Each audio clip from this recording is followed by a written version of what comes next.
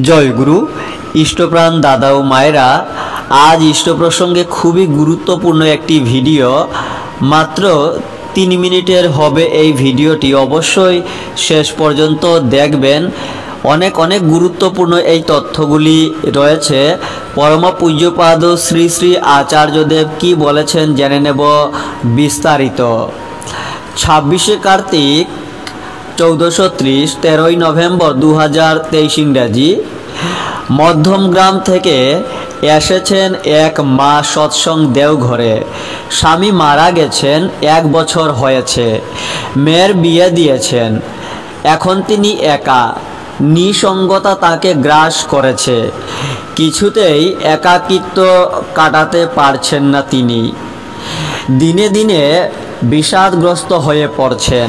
পরম পূজ্যপাদ আচার্যদেব বললেন, সব থেকে বড় কথা, মন বলে যে একটা জিনিস আছে, সেটার খোঁজ আমার কাছে তখনই হয় যখন সেটা খারাপ হয়, তার আগে সেটার খোঁজ থাকে না। স্বামী মারা গেছেন এ অবশ্যম্ভাবী সত্য।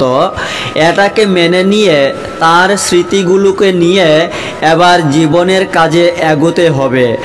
আর মেয়ের বিয়ে দিয়েছ, সেই দায়িত্ব পূরণের অবসরটাকে এবার উপভোগ করো। তোমার তো ভালো থাকার কথা, তুমি বিষাদগ্রস্ত হয়ে পড়ছো মানে ঘরের মধ্যে বসে দিনরাত শুধু হয় অতীত নয় ভবিষ্যতের কথা চিন্তা করছো।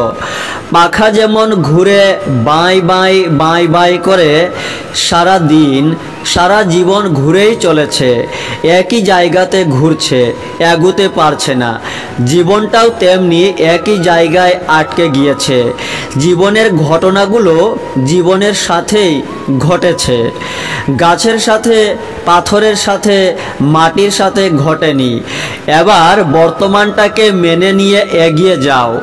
সবার সাথে দীক্ষাপত্রের কাজে বের হও। মহাপ্লাবনের শরিক করে ফেলো নিজেকে। একাকিত্ব দেখবে চারপাশের লোক হই হই করছে। জীবনের বর্তমানকে নিয়ে এবার বাঁচো।